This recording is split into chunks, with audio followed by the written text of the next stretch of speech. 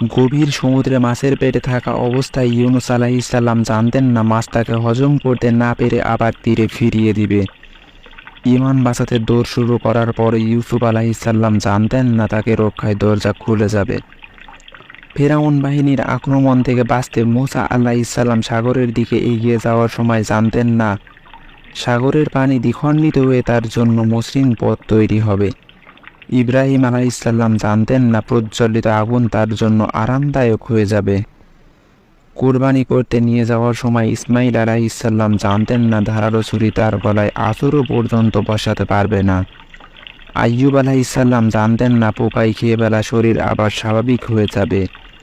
তবে তারা প্রত্যেকেই নিশ্চিত জানতেন তাদের একজন দয়াময় রব আছেন এবং নিশ্চয়ই তিনি আল্লাহ বিপদ থেকে রক্ষা করবেন। আর তাই হয়েছিল।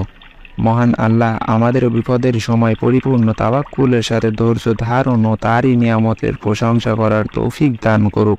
আমিন।